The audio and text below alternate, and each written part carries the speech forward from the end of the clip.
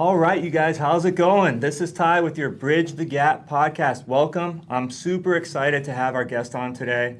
We have Tyler Bonds with Acclaimed Roofing. This guy isn't just a roofer. He's actually only been roofing for maybe the past year. Where his background comes from is business development, growing and scaling companies, and he's got all kinds of background in the construction industry. He also has a business consulting a business consultant company that he runs as well, on top of working with and owning Acclaimed Roofing. They have multiple branches in multiple different states. They've just opened up a new location in Nashville, and we're so excited to have him on. Tyler, thank you for being on the podcast and a guest. Thank you for having me. It's great to be here. I was so excited when we actually did a Facebook reel a couple months, maybe a month or so ago, when we were planting the seed of getting this podcast up and rolling. And you reached out to me and said, hey, I know you got this podcast going. I would love to be a guest on it. And immediately I was like, absolutely, we need to get this guy on. So I have a lot of questions I'm looking forward to digging in with you on. But first, could you give us a little bit of history on, I know we were talking a little bit about this off camera, but if you could go all the way back to your grandpa and just kind of maybe start there and then just give me a quick cliff notes on how you got to where you are today and how you got to just be the expert in growing and scaling businesses that you are now. Absolutely. So I can remember being on a construction site probably as early as 4 or 5 years old. So that's pretty much what I knew from the beginning. And I can remember it even in my early teens, my grandpa saying, I'm going to show you the business side of things. Anybody can put the shingles on or do the work, but you need to learn the customer side, the communication side, how to run these projects. So that's kind of how it started, and originally in masonry and landscaping, and transitioned into some home building and pools, and now roofing. So we're really excited to be in the roofing industry now. That's awesome. And you're loving roofing from what I hear. Yeah, it's Absolutely. blowing all the other industries out of the water. It's just so systemizable, the processes. It's just a great model, right? Yeah. And you mentioned we look for acquisitions, and we look for companies that have good processes, things that we can repeat and kind of copy and paste, and we found that in the roofing industry. Oh, I love it. And so you came on with Acclaimed about a year ago? That's right. And purchased and acquired them out of Colorado? Yeah, so it was founded in Colorado. Okay. They opened an office here, so we purchased the Scottsdale office, the Arizona office. Okay. And now we have our GM, Bryce, transferring to Tennessee. We've got a new office open, so we're going to be running 2 offices. And so now it's just a matter of duplication. Like you said, you've got the systems, Absolutely. you're refining it, and you got it dialed in here. And now it's time. Okay, Nashville, we're gonna duplicate this out there and make it happen again and get it going in another state. Absolutely, same idea. A little different market, a lot more insurance work, but the same core idea, the same name, and the same reputation.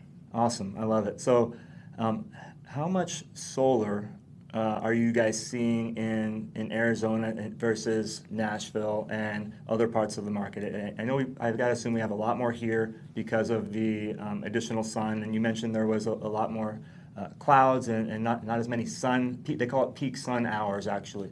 So each state has peak sun hours associated with it, which is the average amount of sun available throughout the year. So Arizona's peak sun hours is very high. Right. Actually, I believe Yuma, Arizona may have one of the highest peak sun hours in the country. Yes. What's Nashville like in terms of solar? What are you seeing out there? Is it a problem? Well, there's a reason that half of the Nashville residents come to Scottsdale for the winter. I'll start by saying that. Yeah. It's the same reason that we see so much solar here, the sun, right? Yeah. Because we don't get a lot, especially in the winter in Nashville. So Yeah.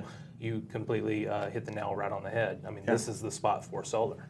And so you acquire Acclaimed Roofing. You start thinking, I'm gonna go in, start knocking out these roofs, and start this roofing business, and you start seeing solar panels in the way. I mean, do you remember the first time you kind of saw these solar panels in the way, and you're like, what are we going to do with this? And can you tell me about that experience? Absolutely. I think my first experience with solar, I would say, was overall pretty negative. So one of our guys, Matt, he's our new GM here in Arizona.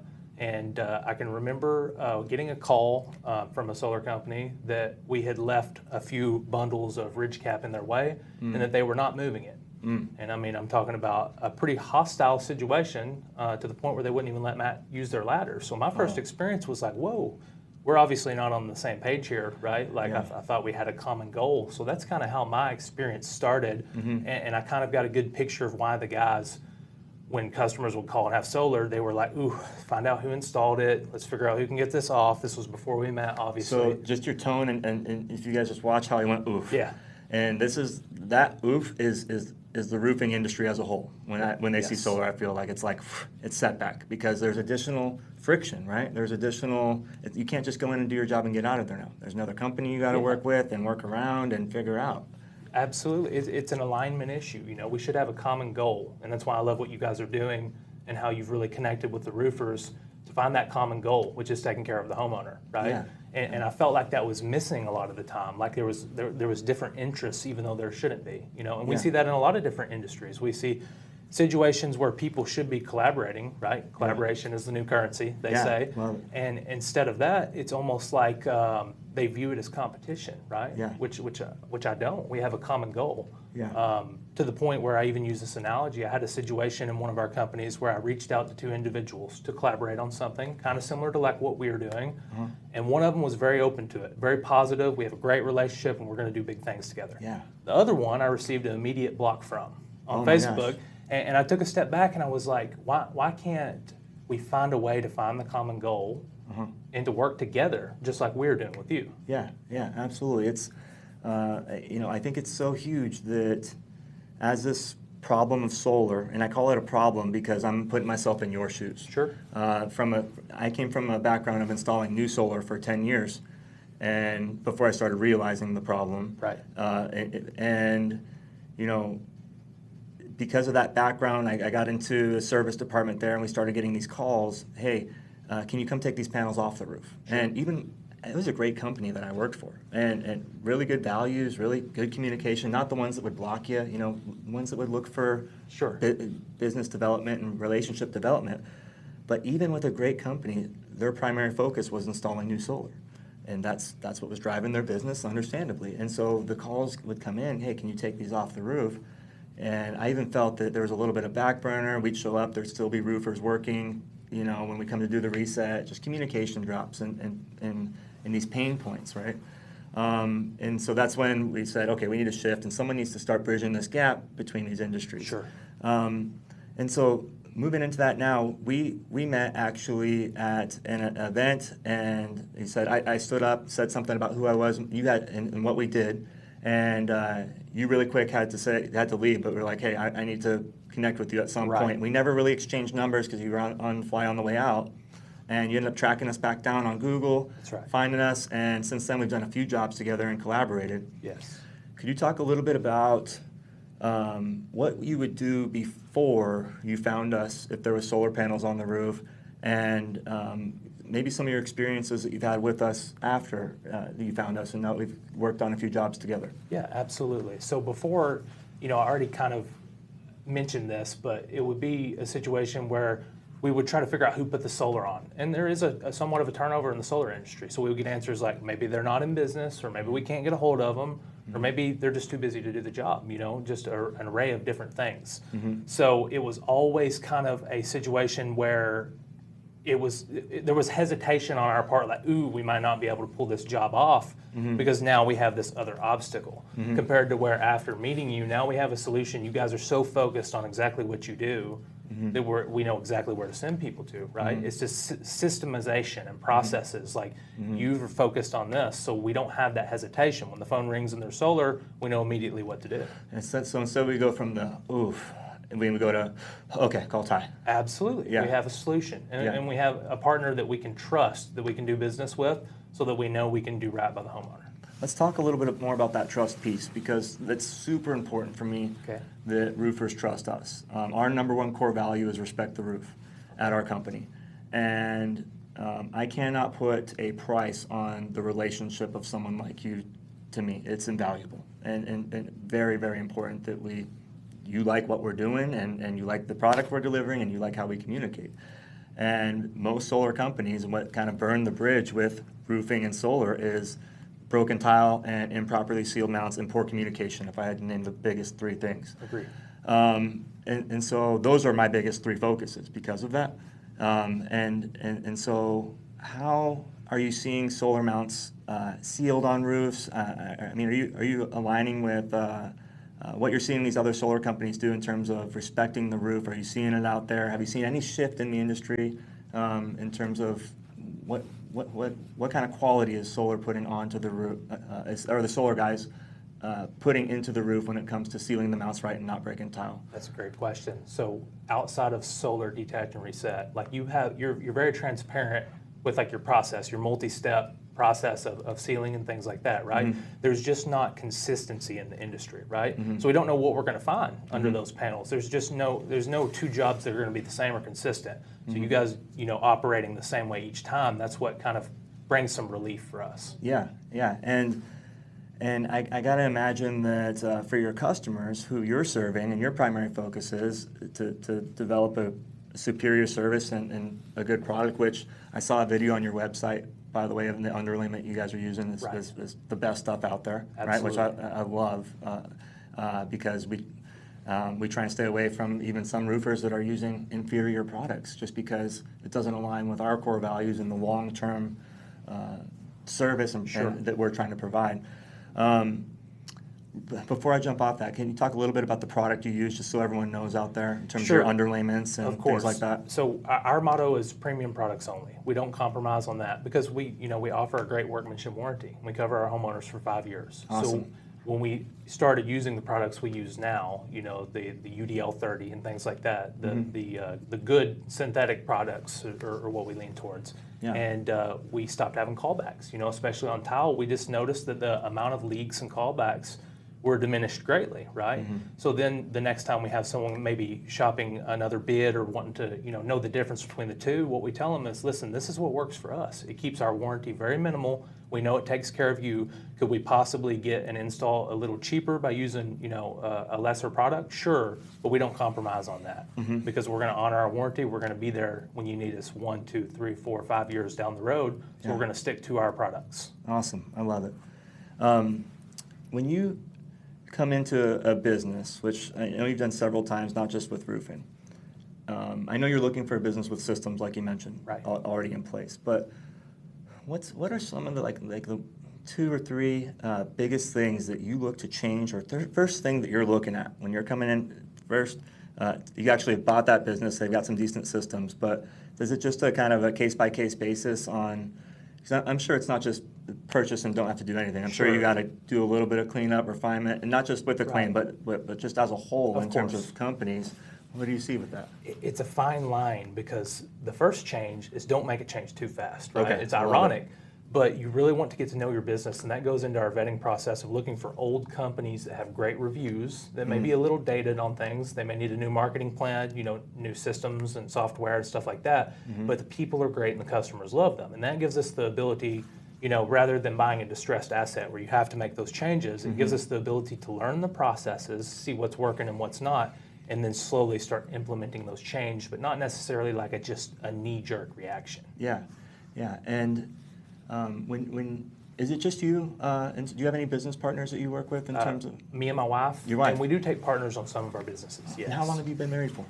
Just under 10 years, so we're right at a decade. Congratulations on that. That's phenomenal. So she's involved in the business? She is, yes. She helps me. What's some of her role with what she does? Kind of the same as me. We travel a lot, so remotely putting focus on marketing and sales and those things, kind of the high-level overview stuff. Love it. I always love that because I come from a similar place.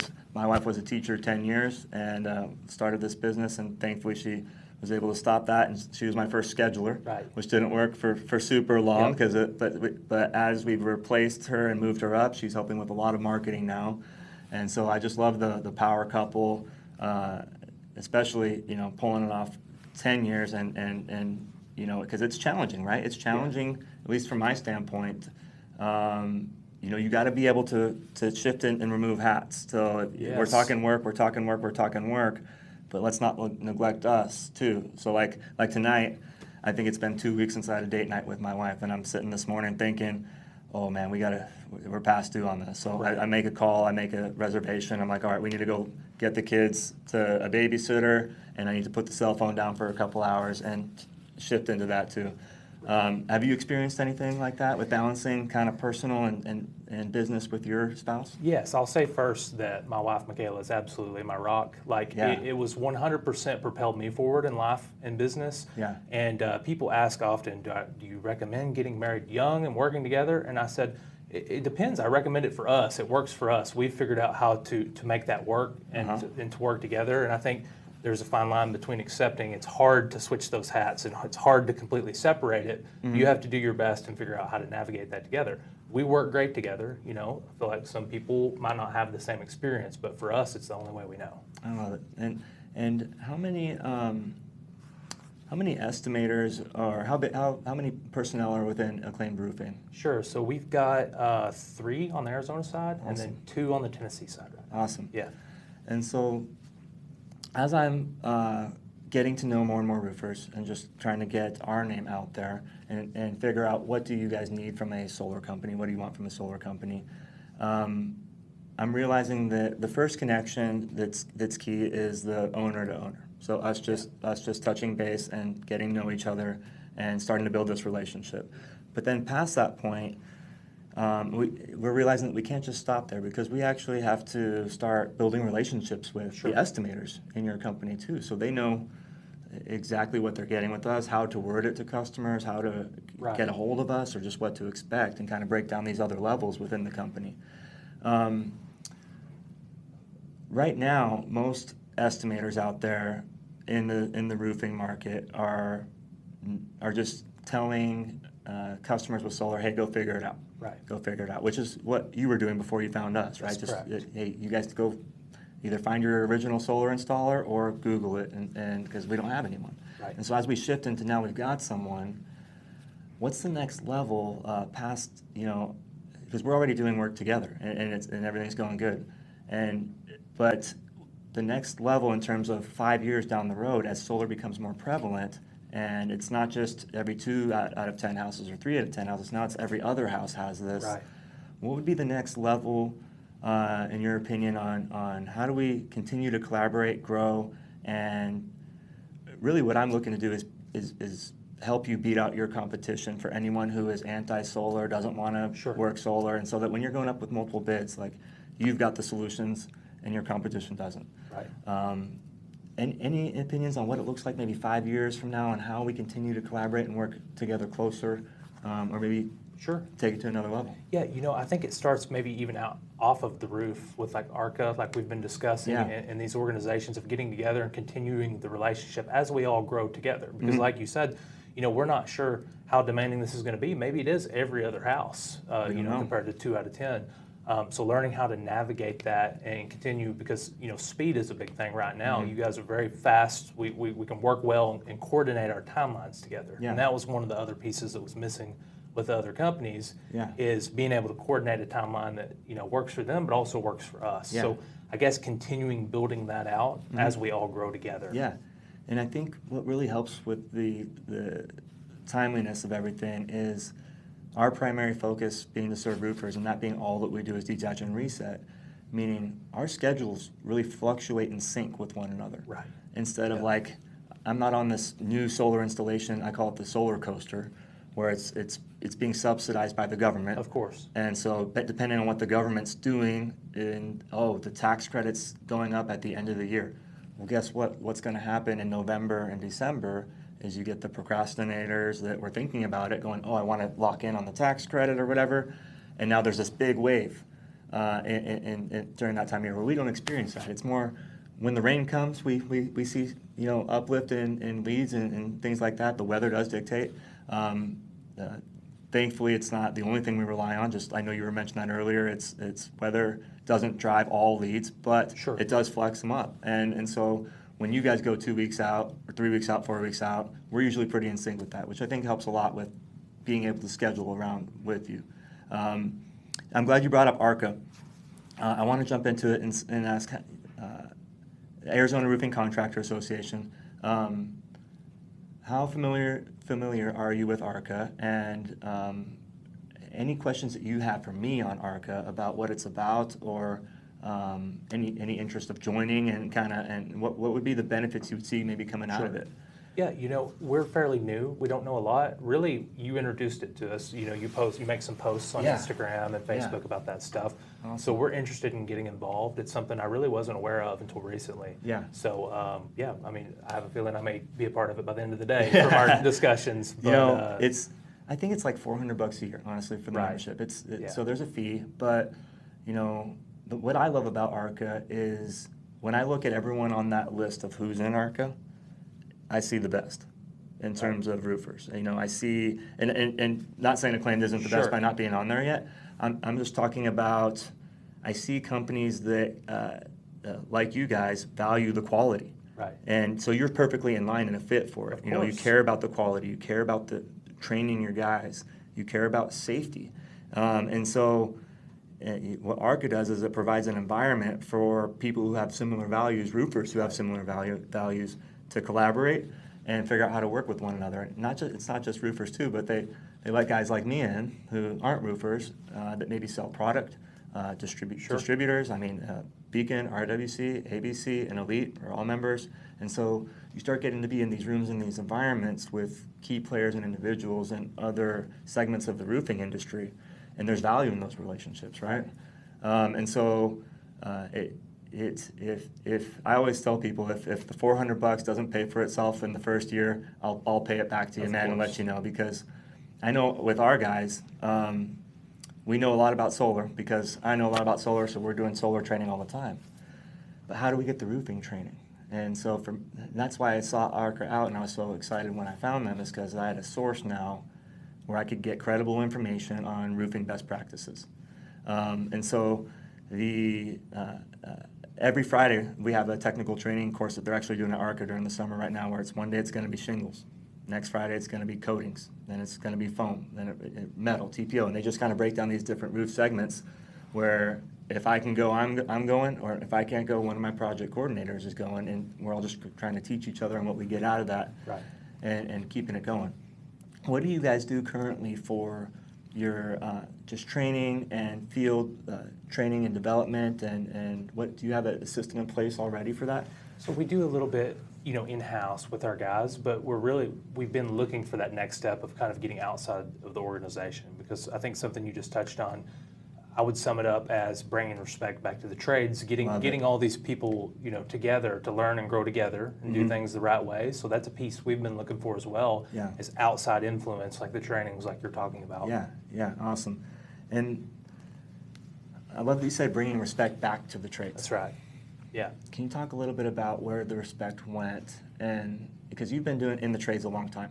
Right. So you've seen what it was like when you were working with your grandpa, and kind of what's happened with most contractors now, and what do you mean by get it back?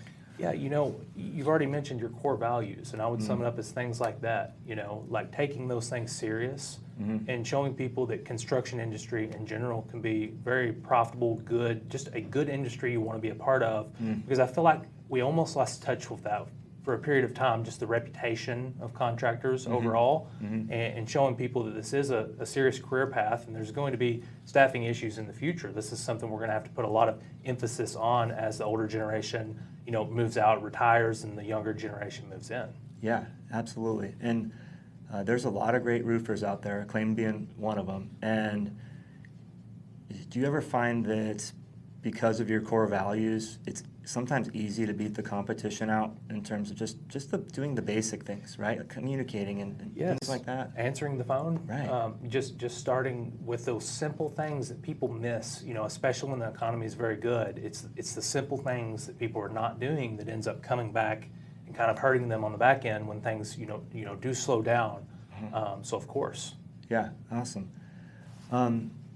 With your experience in business, what would you say to a roofer out there that is maybe struggling a little bit? Maybe they were just relying only on the monsoon season, and it's been a little bit light this year, and maybe they're not getting any leads and they're just dry and struggling. What piece of advice would you give to that business owner? Not to give your competition advice, but to go back to ARCA again. It's not about that. It's about collaboration. Of course. So what would you say to maybe another roofer out there that is just feeling a little bit lost right now? I would say that we live in the best time period of existence ever to be in that situation, because you need to take advantage of the free things like you do with social media and posting, and double down on the things that maybe historically, if something like that happened, the first thing you would do was cut a marketing budget. It's not what you do, right? You double down on your marketing budget. Yes. And we now live in the age of information where we can put free information and making Instagram posts, 30 hashtags, 20 tags, and you have pushed this to 50 people for free. So I would say take advantage of those things that may not even cost money that you may be just glancing over, and really double down on that. Yeah, and that might take getting a little bit uncomfortable, right? Because Of course. social media, and at least for me, when I first started, I had a Facebook account with like 6 friends that I started maybe 10 years ago. No Instagram. I looked at it like a time suck, and like I'm never going to get on that thing. I see these people like this on their phone all the time, and I'm like, that's never going to be me. And it still isn't. I don't to be honest, I don't scroll my feed very often now because I'm so busy. But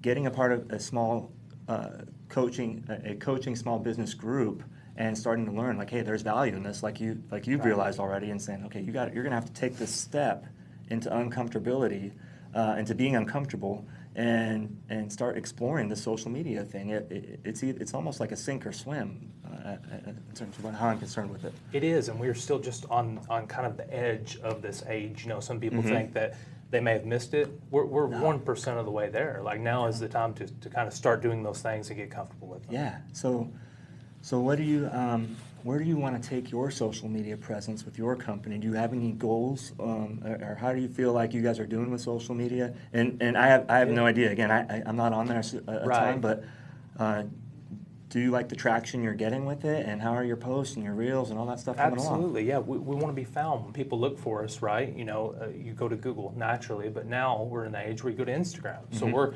constantly posting drone videos and videos of us on the job site and things like that. And we just want to have that presence on there with our clients, where people know who we are and where we're at and what we're about. Yeah, and it's not just Acclaimed Roofing now. Now it's Tyler at Acclaimed Roofing. That's and right. And now it's like, now you guys are becoming real people, and it's tangible. And so that when they do have a need, it's not, I'm going to call this company in this line and I don't know what I'm getting. I'm calling Tyler. Absolutely. And I know what he's about. I know what his values are, because of thanks to social media. Yes. And then you start getting into, that's the organic piece of it. We could go down a whole rabbit hole with social media here and probably do a whole separate podcast on it. We could. In terms of paid ads and back ends of all this stuff and what you can push with it. Have you explored any paid ads with them? We do everything top to bottom. Top to bottom. Yeah, we do unique marketing strategies of going to the top of the food chain and attacking project management companies. And we work with a lot of realtors and things like that, all the way down to word of mouth and referral and everything in between. Yes. So moral of the story here, guys, is be aggressive with your marketing, and don't have all your eggs in one basket. Spread out. Don't just have social media. Have different campaigns and different plans that are driving your leads and your sources of revenue. Because if your only campaign plan is to wait on the rain, what's going to happen, Tyler? Exactly. When it doesn't rain for 3 months, you're going to be wishing that you were doing something else during that period of time where it was raining. Yeah, and then even when it does rain, it's almost like the only reason that these companies maybe are getting the business when it rains is because all the companies that were front of mind the whole time on social are just so booked out. Right. That it's hey, you're not going to get Tyler with Acclaimed Roofing anymore because his phone blew up so much because he was front of mind because of all the work he's been putting in when it wasn't raining, when it was raining year-round nonstop. And that's why I'm sure you guys have been so successful. Correct. And being the best roofer you can be, or in general doing the best job you can do at whatever you are doing, that's huge. And I love that. So I say this very cautiously, but building your brand is now first and foremost, right? Like, do you want your install and your work to be perfect? Yes, you do. But it's only going to take you so far without building that brand out. Like, the brand is the reason people are calling you, finding you, buying from you, right? And then focus on being good at the work on the back end. Right. And being good at the work, when someone's hiring a contractor, they're trusting that contractor is good at the work. They don't know you've installed that underlayment correct. They don't know the difference between the self-adhering underlayment and the synthetic single-layer blue stuff. They just, whatever they're told, and they're picking who can I trust the most to educate me on this, and and they're going with that. But to get to that point, they would have had to have found you, like you're saying first. So the quality and is super important, like you're saying, and that's what's preventing callbacks and probably generating some word of mouth. But most of it is someone doesn't know someone and they just are looking for a roofer, and it's like, who's coming to mind first? Right. Love Yeah. it. So to jump into, I keep coming back to kind of your history, because most roofers that I talk to have been doing roofing their whole lives, Right. and are owning a roofing business. But you're a little more versatile because of the pools and some of this other the other Right. components of it. Do you see yourself ever transitioning out of the roofing industry, or first are you sold on this thing and it's like, I'm a roofer for life now, or is it kind of like you don't know where it's going? It can grow and scale, and maybe there's something else out there. Where do you see yourself 5-10 years from now? Sure, that's a great question. So we spent a long time exiting businesses, growing them and exiting them, and we have kind of shifted that to acquisition and holding and putting operators in our business to help us and really growing them. Mm-hmm. And roofing was exactly what we were looking for. We were looking for something systemizable, something that you could repeat over and over, and something that was necessary, right? Because at the end of the day, when the market is in a downturn, you can wait on the swimming pool. Mm-hmm. But if you have a tenant in the house and the roof leaks, you either fix the roof or the tenant moves out, right? Yeah. So we wanted to be more in that necessary home service line of work. Yeah. So to answer your question, I don't see us moving away. I see us continuing opening offices. We want to be pretty aggressive, not overly aggressive. We want to take it one at a time right now, but I can see Acclaimed from coast to coast at some point. Oh, I love it. I love it. And I love that you said an essential too. Yeah. And it's essential because coming from new solar background, non-essential. Sure. I mean, yeah, we were listed as essential workers during the Of COVID thing, but course, every yeah. contractor was, right? But when someone's thinking about getting solar, they don't need it.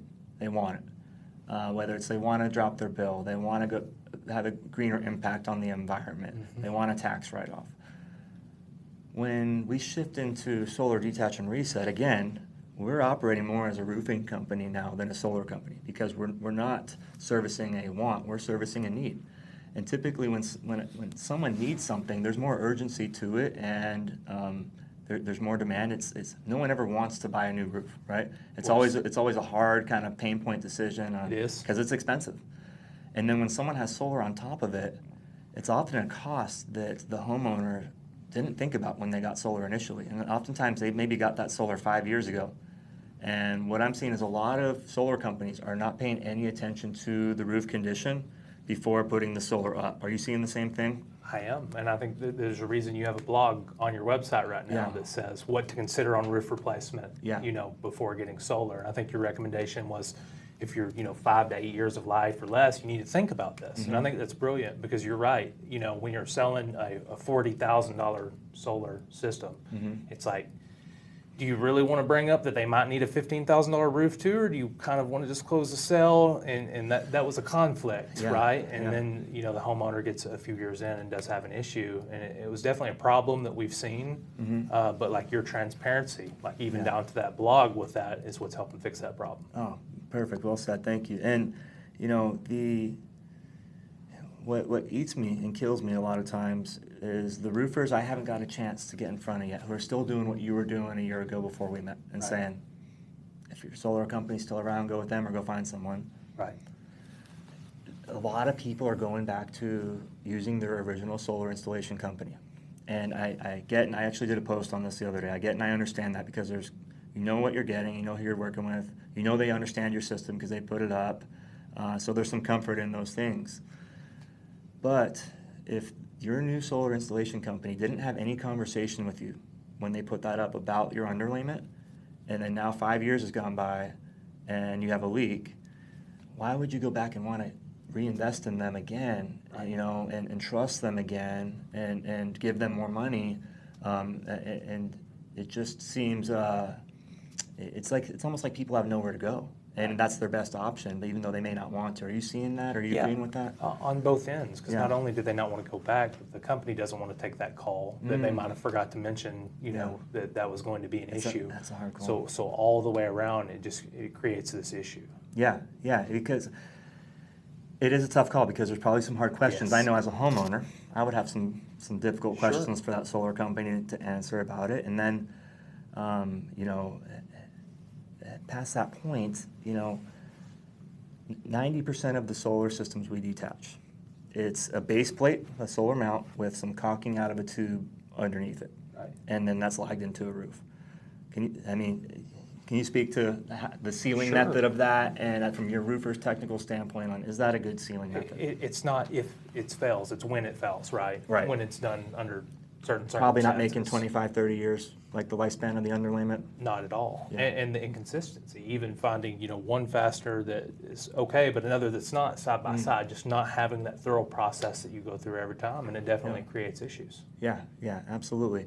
And I think that's why when we knew we needed some type of bottom flashing, some type of hood or something to go over that base plate, in addition to, yeah, the sealant underneath is great, but water gets past tile, right? Sure. And a lot of people don't understand that. No, You know, not at all. you have that conversation with customers a lot. We do, you know, the tile is the shell, like it is the underlayment that is so important. And I would say the majority of people don't understand that. So Yeah. it's definitely a conversation we have. They see the tile and they think, oh, my roof is going to last forever, right? Those Right. things are never, it hasn't broken down. They looks the same it did 20 years ago when I bought the Yeah, place. yeah. But what's happening underneath, we've talked a little bit about underlayments, but what's happening underneath is where the problems lie, right? Absolutely.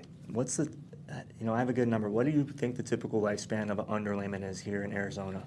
You know, the materials are changing and getting better, but typically between year 20 and 25, we're seeing pretty rough conditions on the underlayment. You know, so houses that were built, especially the late 90s and early 2000s, are kind of to that point where when we get that phone call, we can go ahead and let the homeowner know, we just want to let you know you are in that range where we're expecting to find some beat up underlayment. Yeah, so we look at, like you said, late 90s, early 2000s. So if your house was built in the late 90s, early 2000s, you need to call Tyler at Acclaimed Roofing and have him come check out your underlayment to see what the condition is out there. Now, what happened in '09? We all know the boom, right? So we're starting to get close to that wave of homes getting onto their 20, 25-year marks. So I see a big push in the roofing industry coming because of that. I mean, we had so many houses getting thrown up in '08, '09 when they were pressing that really hard. And if they were doing the underlayments correct at the time, now we're going to start seeing that wave of 25 years later on the back end. Gosh, that doesn't feel like it was 25 years ago, does it it? is not. When we went through that. And so the roofing industry is going to continue to take off, and whoever's really primed and positioned well, like you guys are going to be ready to handle that. And especially with the solar boom that toppled on top of that, you know, they just started throwing these things up like crazy a few years ago. So there's going to be a ton of need for solar detach and reset, and a ton of need for roofs coming up. Now, we've had a little bit of a light monsoon season here this year. Would So you far, agree? yes. So far, still some time to So go. I'm watching the weather probably just as much as you guys are, and Right. keeping an eye on it. Are you guys playing down in the Tucson market at all, or going up north, or do you primarily like to stay here in the Phoenix area? We stay in the valley most of the time. You know, we will go do a job in Sedona, Flagstaff, Payson, maybe even Tucson every now and then, but for the most part, we're here in the valley. Awesome. And I love that because now you're centralized. You've got your core Right. customer base. You're not spreading yourselves too thin, so that you can make sure you're really taking good care of the people in your backyard. Absolutely. I love it. As you continue to grow and expand, I'm just, I guess, kind of curious. You've got Nashville now. You've got the Phoenix area.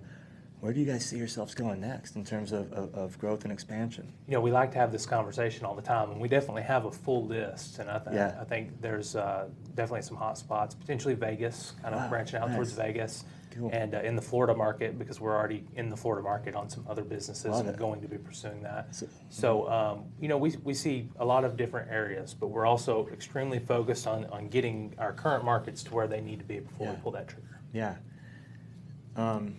You made me think of something when you said Vegas. Have you heard of the Western States Roofing Conference? It's I just found out about it recently, and I'm trying to learn everything I can about Sure. roofing as fast as I can, right? And so we have ARCA, who focuses on Arizona. Right. There's a Western States Roofing Contractor Association as well which is all the western states. They meet up once a year in Vegas. It's actually coming up, I believe, in September. I'll get the dates and drop it down on there for any roofers that are interested in it. But it's at the Paris Hotel in Vegas. It's a 3-day convention there. Okay. And so we'll be there for the first time. I really don't know what to expect yet, but I'm really looking forward to going to do that. We actually have that. I know that is one weekend, and then the very next weekend is the Arizona Roofing Contractor Association. Right. But if you get a chance, I'll shoot you info on that ARCA Expo event here that is going to be local. It's going to be up in Flagstaff, and it's a 3-day event up there. They're staying at the Little America Hotel and renting out that convention center. There's going to be technical training courses. So all my guys are going. They're going to be going to school, sitting side by side with the roofers, kind of like we do at the ARCA, but more of a deep dive all day. And there's certain courses that you can sign up. So I've got actually some of my admin team going and learning about the back end systems of running a roofing business. They've got stuff on marketing, and they've got stuff on the technical piece too. So they got something for the whole team to go and learn and educate on. But then after that, they've got a trade show. So they got booths set up where we can go and collaborate. We'll have a booth there, but also everyone else is going to be there. And then on top of that, they're going to be doing golf, skeet shooting. They have something really cool called Roofing Wars. Okay. And they set up a couple, probably about as big as this room, sheets of OSB or plywood, and it's who can shingle this thing the fastest. And to code. So you get one guy on one roof and another guy on another roof, and they say go, and they're timing this thing, and you start shingling down this roof. Right. And I have taken the liberty of signing myself up for it, so I have a lot to learn between now and then, because I'm going to be the solar guy trying to shingle a roof out there. I might need to come and get some pointers from you. Well, I think we have one starting here shortly after the podcast. So we can just now we know what we're doing next. go on out. Yeah. Yeah, that's awesome. And I really appreciate you coming in, Tyler. I know you today to make this podcast work. Like you came right off the flight, right from Nashville, straight from the airport to be here, and I can't tell you how much that means to me. That you carve out your time and just and be able to work us in and come talk to us today about how to bridge the gap between the roofing and solar industry. It means just as much to me. I appreciate you having me, and I'm looking forward to contributing to everyone's success, yours, ours, equally. Absolutely, and I think that's again what it's all about. It's that future collaboration. It's finding the companies that want to. We call it power partners. Or at least I do. It's right. Who can we partner up with that we're going to find these win-win relationships and be able to really start kicking our competition's butt, because the people who are all in it for themselves are going to start getting beat. I think it's just a matter of time. If it's already happening. So absolutely, we really look forward to continuing to grow this relationship and just learn from one another on how do we continue to bridge the gap between the solar and roofing industry, because the end goal is just to provide a better experience for the customer, the end user, the homeowner, removing as much friction as possible so that this thing is streamlined. And I have a feeling we might need to do another whole podcast one day on systems, because you brought up systems a few times, and I like to geek out on systems and processes and just the nitty gritty of what makes it tick. So let's say that for another call or another podcast. Can you tell everyone out there if they wanted to find Acclaimed Roofing, where can they go? Where can they look to locate you and get a hold of you? Absolutely. So first and foremost, 480-454-7033, acclaimedroofingaz.com and acclaimedroofingtn.com. Love it. Follow them on social, Instagram, Facebook. Check out what they're doing out there. Keep an eye on it in the field. We'll also put a link down in the podcast with their website on it. So if you need to click on that to get sent direct to their site, please do so. Tyler, thank you again so much for being on. And again, this is Ty the solar guy with Solar Detach and Reset with your Bridge the Gap podcast, where we talk about how to bridge the gap between the roofing and solar industry to make a better future for the customer. You guys be great.